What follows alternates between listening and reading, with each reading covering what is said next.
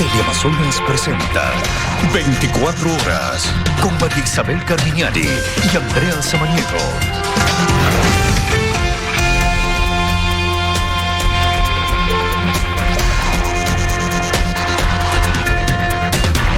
¿Qué tal? Muy buenos días, bienvenidos nuevamente a su noticiero de la comunidad de 24 horas. Los saludamos en este jueves 4 de junio de 2020, segundo día de semáforo amarillo en la capital y donde las actividades se van ya retomando de a poco. Ayer se registró gran movimiento en Quito. Andrea, ¿cómo estás? ¿Qué tal, María Isabel, amigos? ¿Cómo están? Muy buenos días.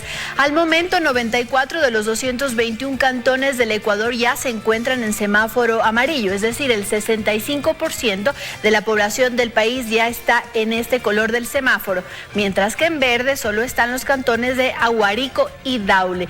Y así son cada vez más las ciudades que se van acoplando a esta nueva forma de convivencia social. Bueno, ya en este tiempo hemos aprendido cómo protegernos del virus. Ahora es momento de regresar a esta nueva normalidad y poner en práctica todas las medidas.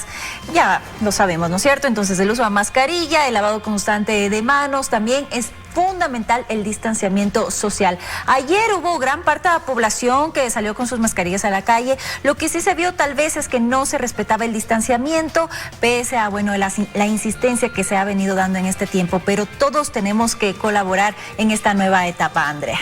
Así es, algunos de los que yo pude ver en la calle mientras estaba en cobertura, pues iban de la mano, iban muy pegaditos, así que recuerde que la distancia social es muy importante y cuando se vaya a lavar las manos, no lo haga por 5 segundos, se necesitan de 30 segundos al menos para que usted pueda estar completamente protegido. Así que esas son nuestras recomendaciones el día de hoy, pueden ser un poco insistentes, pero creo que son muy importantes. Fundamentales, Andrea, y también les tenemos que recordar que en la capital y en los cantones que están con semáforo amarillo, hoy solo pueden circular los vehículos con placas terminadas en los dígitos pares, es decir, 2, 4, 6, 8 y 0, y que el toque de queda empieza en cambio a partir de las 9 de la noche y es hasta las 5 de la mañana. Así es, y mientras en el semáforo en rojo solo pueden circular los vehículos con placas terminadas en 6, 7, 8 y 0. Y el toque de queda, en cambio, inicia a las 6 de la tarde hasta las 5 de la mañana. Y bueno, a esta hora nosotros queremos saludar con nuestras compañeras que ya recorren la ciudad, así que saludamos primero con Fer. Hola Fer, ¿en dónde estás?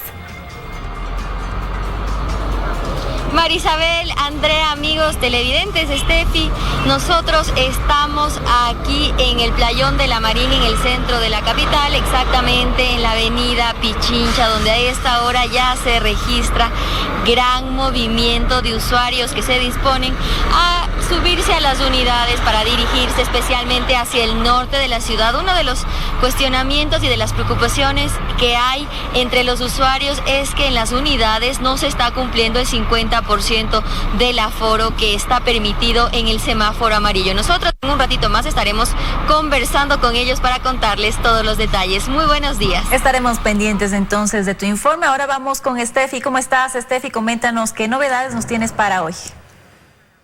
¿Qué tal, María Isabel? Amigos, muy buenos días, Andrea. Bueno, yo me encuentro en este momento en el Parque La Carolina, en el norte de Quito, porque tras cerca de 80 días de cierre, presten mucha atención, se habilitaron los parques de la ciudad. Sin embargo, es importante que usted tome ciertas medidas que en unos minutos les vamos a estar contando. Y es que con el cambio del semáforo a amarillo, varias actividades ya se van a ir retomando. A esta hora ya podemos ver varios deportistas que han llegado a este parque, uno de los principales parques de la ciudad. En unos momentos les contamos los detalles. Gracias, Steffi. Vamos a estar pendientes de la información que tú nos ofrezcas porque es así, ya los parques están habilitados para que los puedan usar los deportistas. Ahora vamos con las noticias.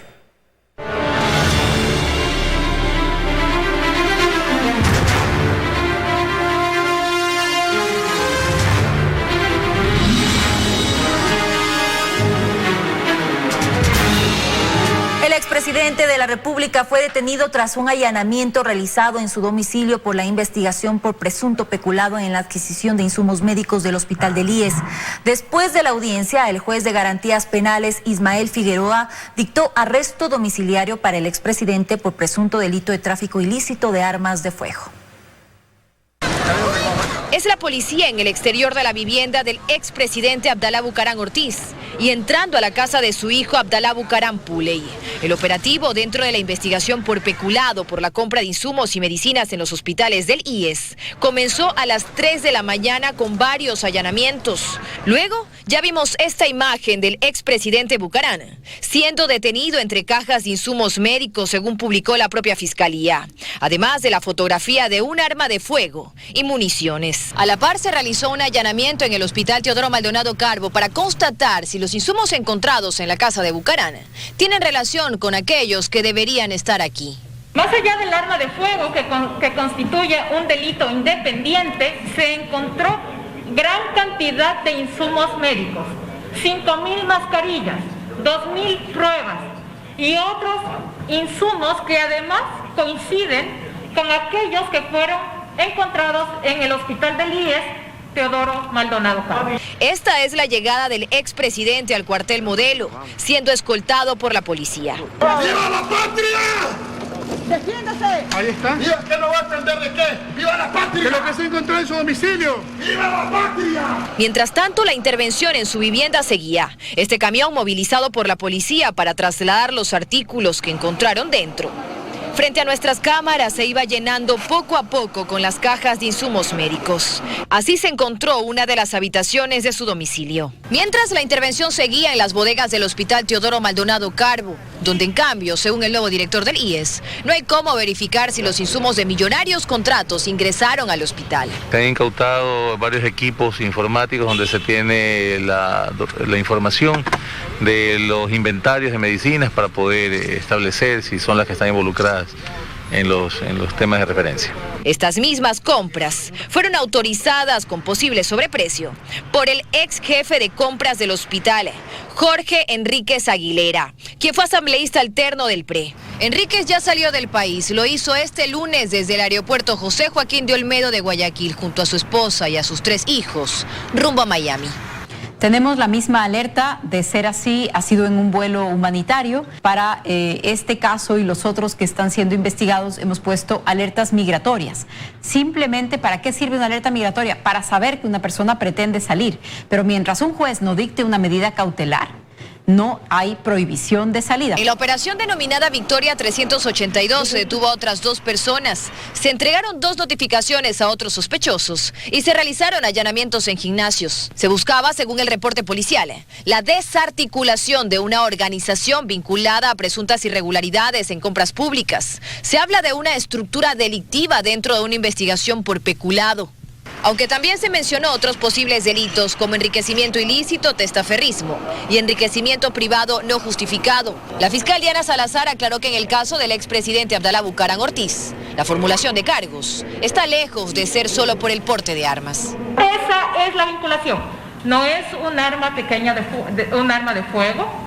Son insumos médicos que coinciden con aquellos que estaban siendo materia de investigación en el hospital del IES. Dayana Monroy, 24 horas. Y el prefecto del Guayas, Carlos Luis Morales, fue detenido ayer en una urbanización ubicada en la avenida San Borondón.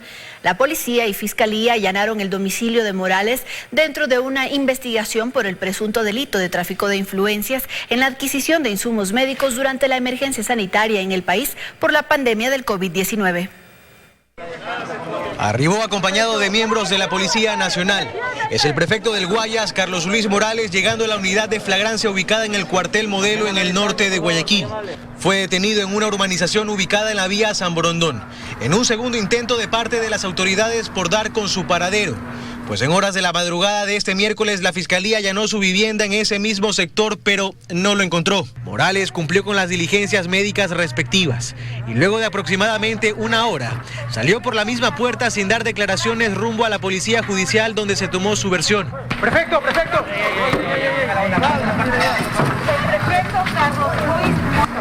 La Fiscalía investiga presuntas irregularidades en los 17 contratos firmados en la prefectura del Guayas, en una trama en la que también se vería involucrada el círculo familiar del prefecto Carlos Luis Morales. Morales ha sido cuestionado por varios de los contratos firmados por la prefectura por más de $5 millones en tiempos de emergencia sanitaria.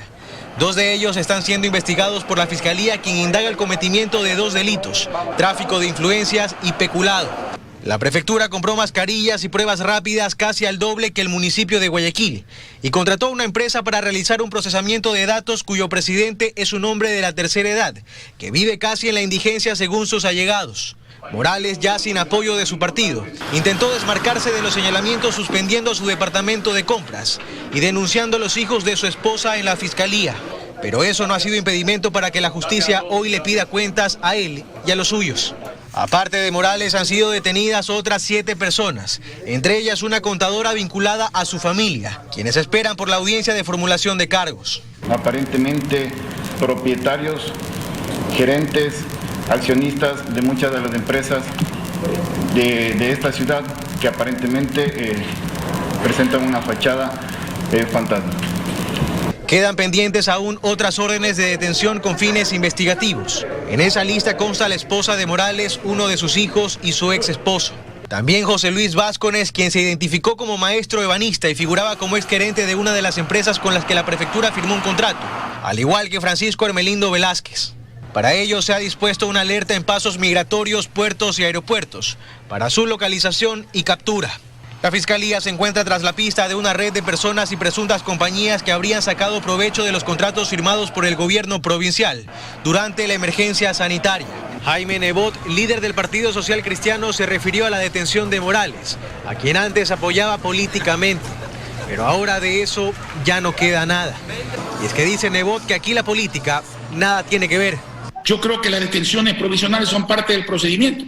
El prefecto no es ni más ni menos que los otros están siendo investigados. Al que investigado le toca la inocencia, y al que investigado, juzgado y sancionado le toca la cárcel sea quien sea. Al margen de lo que ocurra por la vía judicial, varios alcaldes de la provincia se organizan ya para solicitar su destitución. Así lo pudo conocer este noticiero. En Guayaquil, Carlos Zacoto, 24 horas. Y a propósito de este tema, cerca de 8 horas duró la audiencia de formulación de cargos en contra del prefecto del Guayas, Carlos Luis Morales, y 7 personas más. Entre ellas, el exgerente del Teodoro Maldonado por presunto tráfico de influencias en la contratación de insumos médicos. El juez dictó la prohibición de salida del país con presentación periódica para el prefecto del Guayas. Además, deberá usar un dispositivo de vigilancia hasta que dure las investigaciones. El juez no dio paso al pedido de la Fiscalía de prisión preventiva. El presidente de la Corte lo que resolvió fue imponer una medida no privativa de libertad en contra de todos los procesados. Así que, bueno, el proceso va a continuar por 90 días en fase de instrucción fiscal, pero medidas no privativas de libertad, presentación periódica y prohibición de salir del país. Prohibición de enajenar cuentas y todo eso, sí, por supuesto. La Fiscalía ha iniciado una investigación en base a chismes de redes sociales y un informe apurado por la policía y nada más. Entonces, vamos a investigar bien con la Fiscalía, vamos a compartir la investigación, vamos a aportar con la investigación. La Fiscalía también realizó una serie de allanamientos en la capital tras abrir una investigación por la compra de insumos de bioseguridad que realizó la empresa de agua potable de Quito con presunto sobreprecio. En este caso se procesa a 5 personas, entre ellas el gerente de la entidad Guido Andrade, quien recibió prisión preventiva, al igual que Astrid A. y Oscar M., mientras que para las otras 2 personas se dictaron medidas sustitutivas. Con un estruendo se dio inicio a las actuaciones policiales en al menos 12 puntos de la capital, bodegas y viviendas de presuntos implicados en un caso de corrupción que nuevamente salpica al municipio de Quito. Se trata de una investigación por el presunto sobreprecio en la compra de mascarillas, gafas de protección y trajes de bioseguridad por parte de la empresa metropolitana de agua potable y saneamiento, EMAPS. Un contrato de $167.920 con la empresa Silverti S.A., la misma compañía a la que se le atribuyó la cuestionada venta de fundas de cadáveres al Hospital de los Ceibos en Guayaquil. El delito que está siendo objeto de investigación en ese caso corresponde al de peculario. Al interior de los establecimientos se encontró insumos de bioseguridad, equipos electrónicos, facturas, cálculos de los porcentajes y detalles de cuentas bancarias. 5 personas fueron detenidas, entre ellas el gerente de la EMAPS, Guido Andrade, los administradores del contrato y representantes legales de las empresas contratistas. Es un golpe fuerte. El municipio de Quito, lamentablemente con 22,000 funcionarios, no ha estado exento de estas circunstancias y pedimos a todas las autoridades investiguen hasta las últimas consecuencias para poder saber qué es lo que ha pasado también al interior de esta empresa. Los detenidos fueron trasladados a la unidad de flagrancia con fines investigativos. En Quito, Daniela Valencia, 24 horas. 7 de la mañana con 54 minutos. Tenemos más noticias para ustedes. Les contamos ahora que dentro del municipio de Quito también se investigan transferencias de las cuentas del Banco Central de la empresa de agua potable. Se habrían transferido ilegalmente 1.3 millones de dólares a cuentas de un banco en Hong Kong. Lo que desde la alcaldía ya se considera un robo a las arcas de la municipalidad se habría ejecutado en 3 transferencias de montos distintos y por el pago de servicios no recibidos por la empresa de agua de Quito. El alcalde de Quito, Jorge Yunda, dijo inicialmente las cuentas del Banco Central de la empresa de agua de Quito ha sido atacada digitalmente. Aseguró a través de su cuenta de Twitter que ha hablado con la autoridad del Banco Central y se está haciendo las gestiones para evitar un robo. Pero el desmentido llegó casi de inmediato con este comunicado. El Banco Central confirmaba que los sistemas son seguros y que garantizan que ninguna cuenta ni sistema del Banco Central ha sido hackeada. Un día después no se habla de hackeo, sino de transferencia fraudulenta. Fui alertado que había una transferencia fraudulenta dentro de las cuentas de la empresa de agua potable. Han abusado de su cargo para hacer alguna actividad delictiva. Tendrán que responder con el máximo peso de la ley. Lo cierto es que aparecen ya los documentos que habrían servido supuestamente para ejecutar estas transacciones de forma ilegal. Con fecha 1 de junio se gestiona el supuesto pago de depósitos para plantas de tratamiento de aguas industriales por $671,000. Esta transferencia se habría solicitado a una cuenta del banco Standard Chartered Bank en Hong Kong, con el respectivo código SWIFT, y a la cuenta 415-105-692-16. La siguiente transferencia tiene la misma fecha, pero se solicita el pago para camiones de basura por $178,000 al mismo banco, el Standard Chartered de Hong Kong, pero a un número de cuenta distinto, la 259-896-47201. Y con una tercera transacción se completaría el 1.3 millones de dólares aparentemente desviados. De hecho, es muy difícil que desde una entidad pública se autorice un giro si es que no se tienen las claves, si es que no se tienen las autorizaciones. Aquí lo que ocurrió es que hay este pedido para que se hagan los giros, 3 giros. Estas transacciones están supuestamente firmadas por el gerente financiero y el tesorero de la empresa. Los 2 funcionarios acudieron este martes junto al gerente de la EMAPS, Guido Andrade, a denunciar el hecho en la fiscalía. No obstante, fueron detenidos para investigación, pero en otro caso, el de la adquisición de insumos con supuesto sobreprecio. Ambos casos se investigan. En Quito, Fausto Yepes, 24 horas. Remesón en el municipio de Quito. En menos de 10 días salen a la luz varias denuncias de corrupción y mal manejo de obras, lo que ha provocado una crisis en el gabinete del alcalde Jorge Yunda y el debilitamiento de su imagen.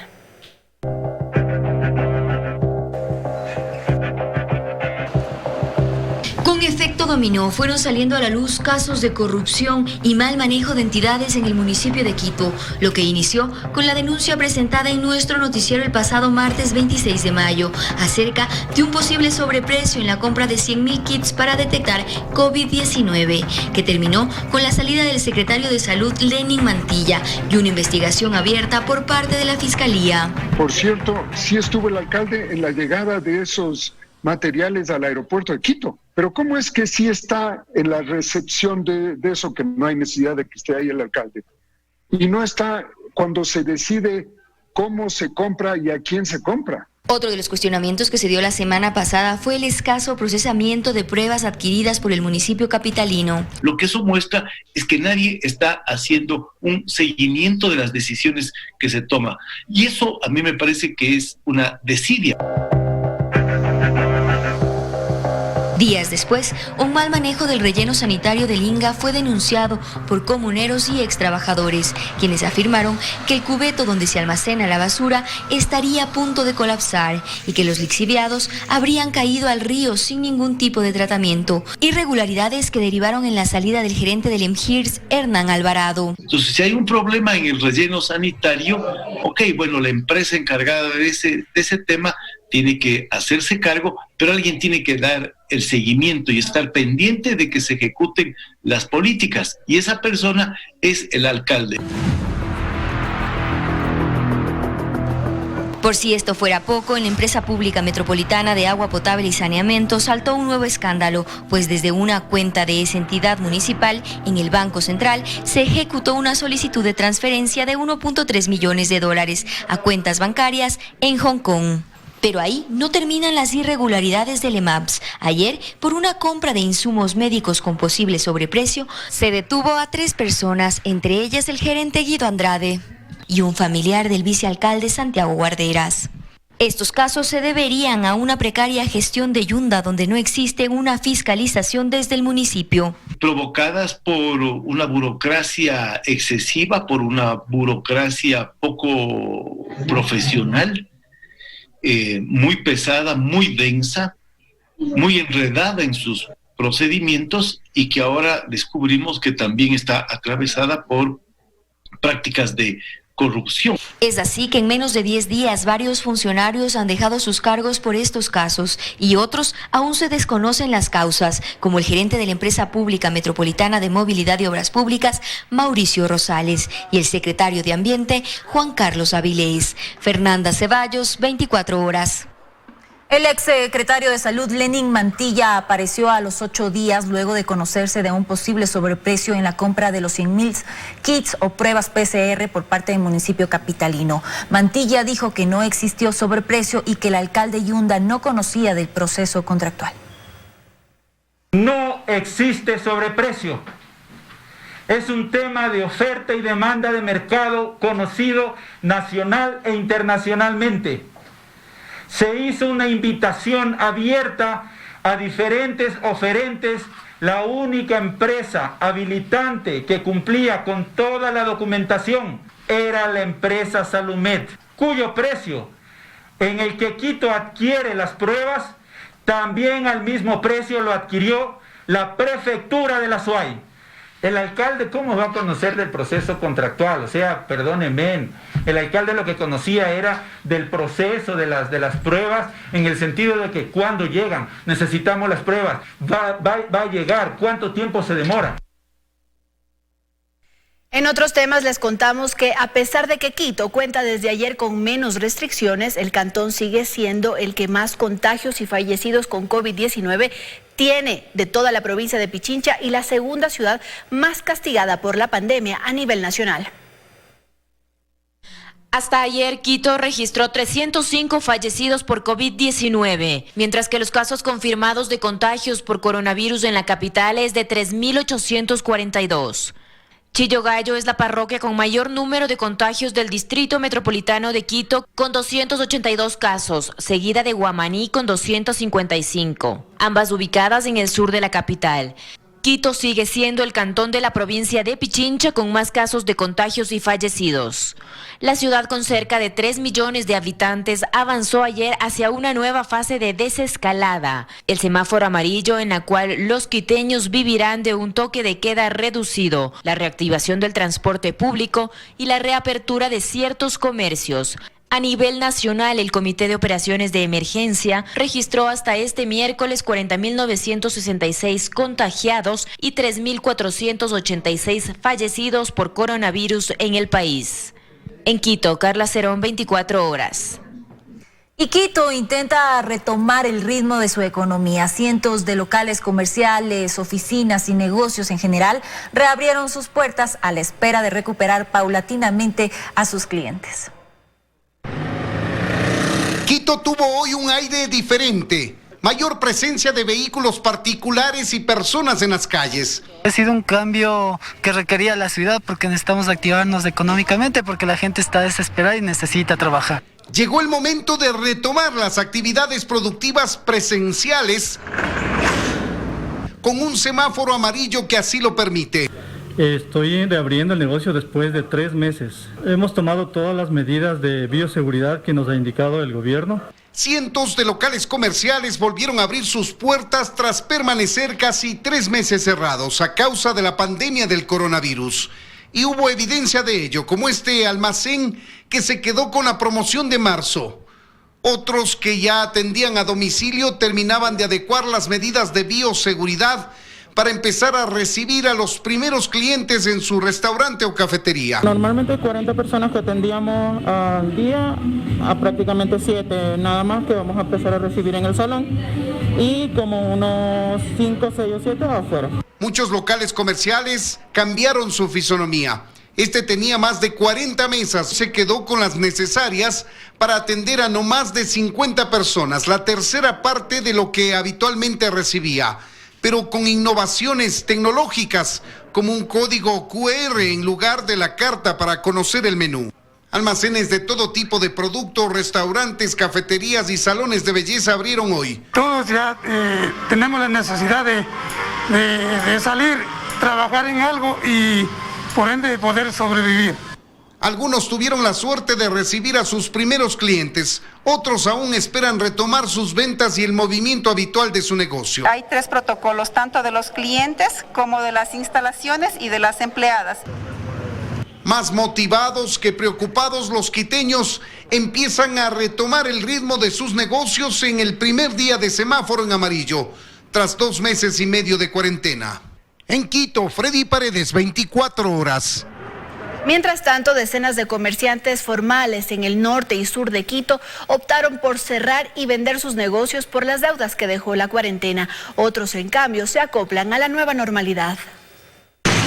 Este miércoles que Quito cambió de color de semáforo de rojo a amarillo, evidenciamos las consecuencias que dejó el encierro en el comercio durante la emergencia. Los datos que revela la intendenta de Pichincha son preocupantes. Sí, hay muchos locales que están en arriendo, hay muchos locales que se han vendido, hay locales que han quebrado, hay actividades económicas que se han suspendido, muchas personas que han pedido suspender su RUC. En el recorrido que realizamos por el sur de Quito, constatamos esta problemática. Decenas de locales comerciales en venta y otros en arriendo. ¿Qué vamos a hacer con los arriendos? Los dueños no nos perdonan. Y ya pues toca ver de dónde solucionar. Hemos visto desocupar locales, se vende el negocio, los dueños de casa quizás están buscando nuevos inquilinos con otro tipo de negocio. Los que aún se mantienen, en cambio, se adaptan a la nueva normalidad, reconocen que de ahora en adelante, para seguridad de todos, se debe mantener la distancia y usar obligatoriamente la mascarilla. Tratar de que las personas vayan concientizándose y guardando su distancia, que sería lo mejor para no contagiarnos. Y hay aglomeraciones, afuera nos esperan y hasta que salga la persona que atendemos. En esta nueva normalidad, también observamos el nacimiento de nuevos comercios, como la venta de protección sanitaria. Muy bien, de verdad, la venta es excelente. Y bueno, se están dando precios de oferta. Según los datos preliminares de las autoridades, alrededor del 15% del comercio de Quito ha cerrado definitivamente sus puertas. Entre los más afectados están los locales de ropa y zapatos. En Quito, Paul Coello, 24 horas. Y el transporte público en Quito retomó sus operaciones con el cambio del semáforo a amarillo. Alrededor del 70% de la flota se movilizó ayer en medio de rigurosas medidas de bioseguridad. El semáforo cambió de color en Quito y con ello el transporte público retomó sus actividades con alrededor de 1.700 unidades en toda la ciudad. En principio estamos operando casi que al 100% de todas las rutas. Entiendo que cerca del 70% en términos generales ha salido a trabajar. Creo que el principal objetivo se cumplió, que es no tener aglomeraciones. En el norte de la capital, en las estaciones de El Labrador y Río Coca, los usuarios respetaron el distanciamiento social y el uso obligatorio de mascarilla. Sin embargo, en la terminal de La Marín, en el centro, el panorama fue distinto. Dice que estoy caliente porque vengo abrigada, pues vengo desde Sangolquí. ¿Y ahora cuál es el procedimiento? Que tengo que esperar un poco que se me baje la temperatura. Previo al ingreso de las estaciones se tomó la temperatura de los usuarios y ya en la unidad utilizaron únicamente los asientos que no están marcados con un máximo del 50% de aforo. Digamos que miedo no, sino que con las precauciones que se tomen, todo saldrá bien y saldremos adelante. Interesante que está esto, pero sí se pediría de favor más unidades porque nosotros ya venimos ya casi 3 horas desde San Juan de Calderón. Mientras Quito se mantenga en semáforo amarillo, el horario de servicio será de 5 de la mañana a 9 de la noche. Sin embargo, el último embarque de pasajeros se realizará a las 20:30. De igual forma, el costo del pasaje se mantiene en 25 centavos y no hay tarifa diferenciada para estudiantes. Pero sí, obviamente, para los adultos mayores y las personas con discapacidad. En el caso de los estudiantes, creo que no se vería bien que en este momento digan que están yendo a estudiar porque no existe esa posibilidad. Gran cantidad de taxis con placa impar circuló por la capital y los buses interparroquiales e intercantonales llegaron a las estaciones sin contratiempos. Y es que tras 78 días de cuarentena cambió el color del semáforo en Quito y la ciudad empieza ya a adaptarse a la nueva normalidad. Estefanía Paz, 24 horas. 8 de la mañana en punto y vamos ahora con Fernanda Ceballos, quien está en el playón de La Marín, ubicado en el centro de Quito, para que nos cuente sobre el movimiento que existe a esta hora en el segundo día del semáforo amarillo en la capital. Hola Fer, ¿cuántas unidades municipales se han dispuesto para movilizar a la ciudadanía? Andrea, amigos televidentes, muy buenos días. Son alrededor de 1.200 unidades del servicio de transporte municipal que se han dispuesto para movilizar a la ciudadanía. En este segundo día de semáforo amarillo vemos que poco a poco se toma el control en esta zona, pues ayer en este mismo lugar había gran aglomeración de ciudadanos que se dirigían especialmente al norte de la ciudad. Vemos que existe señalética y que se han colocado también unas vallas de control luego de pasar por la toma de temperatura, uno de los requisitos para poder ingresar a las unidades. Estamos con el secretario de Seguridad, César Díaz, para que nos cuente cuál es la evaluación en el primer día de funcionamiento de este semáforo amarillo y donde ya se reactiva el transporte en un 50%. Bueno, desde el día de ayer nosotros estamos articulados con la Secretaría de Movilidad y las diferentes instituciones del municipio y del gobierno. El día de ayer, pues, desde las 5 de la mañana retomamos el servicio de transporte público. Siempre en sus inicios van a haber pequeños problemas, como se presentaron ayer, como se presentaron hoy, y que prácticamente nosotros estamos ya ajustando esos pequeños detalles. Hay 260 unidades de la empresa municipal de transporte público que están sirviendo ya a los ciudadanos. Si se han presentado estos problemas es por el periodo de tiempo que estaban saliendo las unidades. También estamos avanzando en coordinación igualmente con la Secretaría de Productividad, permanentemente informándonos de cuántas giros de negocio están activándose, y eso es la afluencia también de las estaciones de transporte, porque la gente está retornando a sus trabajos progresivamente. Según información dada por la empresa de pasajeros, se habla de 1.200 unidades. Sí, 260 unidades que son de la empresa pública, y la diferencia es de los transportistas también que prestan este servicio público. Perfecto, muchísimas gracias, secretario. Nosotros vamos a ingresar a una de las unidades para conocer cómo se brinda el servicio aquí dentro de ellas. Vemos que se toman todas las medidas de seguridad, solo se lleva al 50% de pasajeros y no pueden estar sentados juntos, para lo cual se ha colocado una cinta que dice peligro para evitar que los ciudadanos se sienten. Vamos a conversar con uno de ellos para que nos cuente cómo le parecen las medidas que se han tomado. ¿Se está respetando el 50% del aforo? ¿Usted viene del sur? Sí, vengo del terminal del Recreo. Sí, me parece muy bien que tenga la distancia para poder estar a distancia, para no poder contagiarnos. ¿En el bus que venía desde el sur? igual así mismo tenían su distancia, cada persona tenía su distancia. Perfecto, muchísimas gracias. Vemos que cada ciudadano lleva puesta su mascarilla. Vamos a conversar con otra persona. ¿Cuál es su nombre, por favor? Carla Caiza. ¿Cómo le parecen las medidas? ¿Se está respetando? Sí, muy buenas. Yo vengo del Valle. Se respeta bastante la distancia, el control, igual el uso de monedas, bastante bueno. Perfecto, muchísimas gracias. Ya escuchamos, compañeras, amigos televidentes, tanto las autoridades como los usuarios están comprometidos en sacar a nuestro país adelante y tomar todas las medidas de seguridad para poder dirigirse hacia su trabajo. Vamos con nuestra compañera Stephanie Paz, que está en el Parque La Carolina, ubicado en el norte de la ciudad, que ya empieza a funcionar luego de 80 días que no se podía ingresar a las instalaciones. Hola, Steffi, buenos días. ¿Qué tal, Fer, amigos? Muy buenos días. Así es, y es que después de cerca de 80 días de cierre de los parques de la ciudad, nuevamente se reabren. Hay esta reapertura con el cambio de semáforo amarillo. Y es que con este cambio de color, muchas actividades se están retomando, están reiniciando. Entre ellas, como podemos ver a esta hora aquí en el Parque de la Carolina, en donde nos encontramos en el norte de Quito, y hay varios deportistas que han venido acá para aprovechar ya de esta reapertura de los parques de la ciudad. Vamos a acercarnos precisamente a uno de los deportistas que ha venido el día de hoy. Muy buenos días. Cuéntenos, ¿qué les parece a usted esta reapertura? Bueno, por fin excelente que hayan abierto el parque, porque ya tenemos bastante tiempo sin entrenar, tomando las debidas provisiones, ¿no?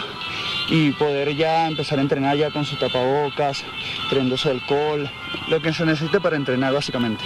Precisamente es importante recordar a las personas que el parque sí se ha abierto nuevamente, los parques de la ciudad se han abierto, pero deben todos usar siempre su mascarilla, mantener también las medidas de seguridad, el tema del distanciamiento.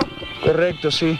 Básicamente, bueno, como he visto en las redes también, mucha gente ha sufrido de obesidad en este tiempo, entonces bueno, ya es hora de empezar a retomar de a poco las actividades. Bueno, ahí me está ahorita faltando el aire porque tenía mucho tiempo sin entrenar, pero bueno, ya estoy retomando y empezando a tener resultados que antes tenía.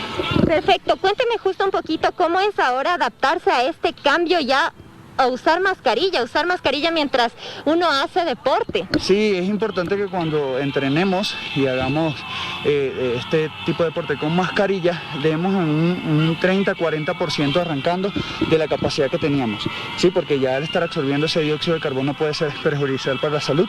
Entonces es muy importante entrenar de a poco, ir adaptándonos a este nuevo sistema de entrenamiento básicamente que vamos a empezar a tener, y bueno, de a poco ya empezar a caminar, empezar a trotar de a poquito, y así poquito a poquito ir retomando las actividades. Listo, muchísimas gracias. Y bueno, como ustedes pudieron ver, también la Policía Nacional está realizando patrullajes en bicicleta para resguardar la seguridad de todos los deportistas que han venido, que están llegando a los distintos parques de la ciudad. Vamos a acercarnos también a otra de las personas que ha llegado el día de hoy a hacer deporte aquí en el Parque de la Carolina. Muy buenos días. Cuéntenos un poco, ¿qué le parece a usted esta apertura ya? Bueno, me parece muy bien que hayan reabierto el parque porque ya a la gente le hace falta salir del confinamiento, del sedentarismo. Además que la actividad física los va a ayudar a activar su sistema inmunológico, a disminuir ese peso que hemos aumentado y sobre todo también a disminuir los índices de depresión que pueden haber ocurrido o de estrés durante el confinamiento. Listo, muchísimas gracias. Y bueno, amigos, esa es la información que les tenemos hasta este momento. Recuerden, cerca de 80 días después del cierre de los parques, Quito nuevamente puede salir a disfrutar de ellos haciendo deporte. Con esta información regreso a estudio con ustedes, compañeras, que nos tienen más noticias. Buenos días. Gracias, Steffi. Qué bueno ver cómo de a poco los ciudadanos ya retoman sus actividades deportivas. Pero eso sí, hacerlo por favor con mucha prudencia y siguiendo todas las medidas, las recomendaciones dadas por las autoridades.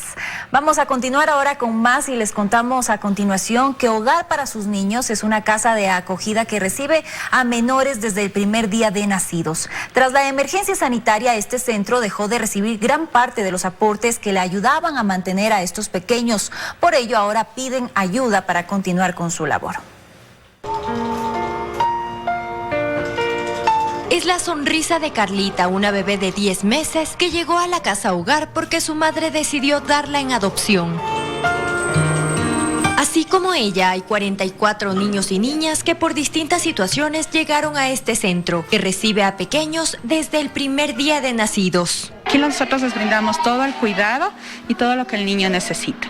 Entonces es como una casa, se les brinda cariño, atención, cubrimos sus necesidades tanto emocionales como físicas, alimenticias. En muchos casos son menores que fueron abandonados, algunos desde bebés, otros retirados de su núcleo familiar porque eran maltratados o estaban en situación de riesgo. Nosotros somos la casita la institución que los acoge. Siempre, por lo general, los niños los recibimos cuando nos traen los agentes del DINAPEN. Tal vez los niños pudieron haber estado en una situación donde su familia no pudo asumir completamente sus cuidados. Entonces, vienen acá para poder cumplir justamente con esos cuidados. Asimismo, pueden ser familias que tuvieron diferentes situaciones que desconocemos en muchos casos, y los niños quedan en situación de abandono. La emergencia sanitaria complicó la situación de esta casa hogar, ya que dejaron de recibir los aportes que normalmente les entregaban para su sustento.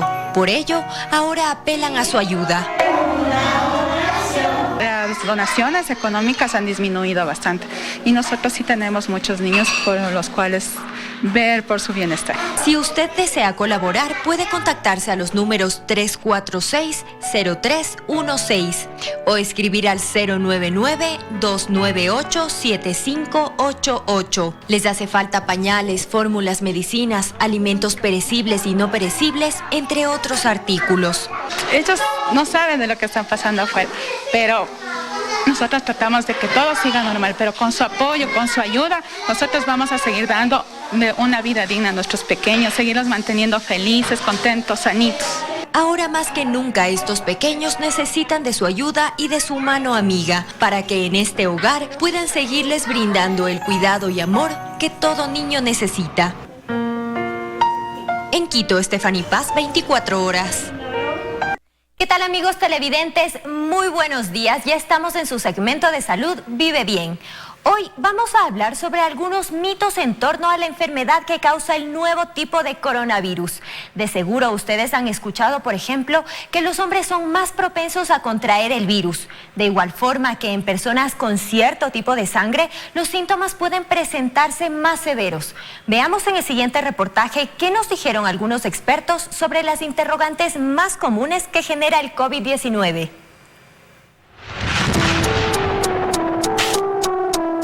Un estudio realizado en China determinó que las personas con sangre tipo A son más vulnerables al COVID-19. Sin embargo, al consultar con un especialista, nos explica que esto se debe a que en países asiáticos es común encontrar este grupo sanguíneo. Por ello, la mayor parte de personas infectadas son A positivo. Pero en nuestro país el grupo sanguíneo O, que vemos frecuentemente los pacientes en el hospital, también sufren de infecciones por coronavirus, y no es que tengamos solamente pacientes grupo A o grupo B. Entonces, es más que nada, me imagino, porque ese estudio fue referido a una población específica donde predominaba ese grupo sanguíneo. De igual forma, usted habrá escuchado que los hombres son más propensos a contraer el virus.